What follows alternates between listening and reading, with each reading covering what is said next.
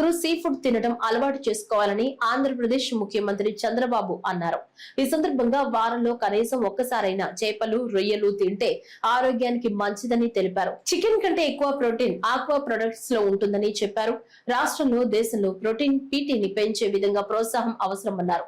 స్కూళ్లు, కాలేజీల మధ్యాహ్న భోజనంలో వారానికి ఒకరోజు ప్రోటీన్ పీటీని పెంచేలా చేపలు, రొయ్యలు వడ్డించే ప్రయత్నం చేస్తామని తెలిపారు. డొమెస్టిక్ కన్జంప్షన్ కూడా మనం పెంచాల్సిన అవసరం ఉంది. Shrimp as a healthy protein rich food మీరందరూ కూడా తింటున్నారో లేదు తెలియదు, కానీ నేనైతే ఒక పూట కంపల్సరిగా చేపలు లేదంటే ప్రాన్ ఇవే తింటున్నా.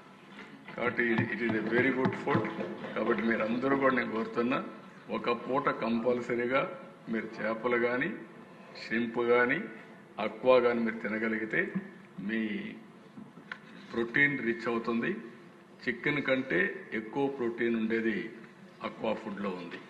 కాబట్టి దీన్ని కూడా మనం ఎట్లయితే ఇంత మునుపంతా కూడా నెక్ ప్రమోట్ చేసేవాళ్ళం, ప్రోటీన్ రిచ్ అని ఎగ్స్ అన్ని కూడా ప్రమోట్ చేశాం.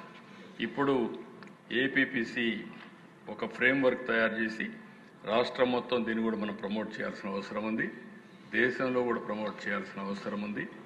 అవసరమైతే దీన్ని ఏ విధంగా సింప్లిఫై చేయగలం చేసి కాలేజీల్లో, స్కూల్లో కూడా పెట్టగలిగితే మధ్యాహ్నం వారంలో ఒకరోజు ఏ విధంగా ఉంటుందో ఎగ్జామిన్ చేయాల్సిన అవసరం ఉంది.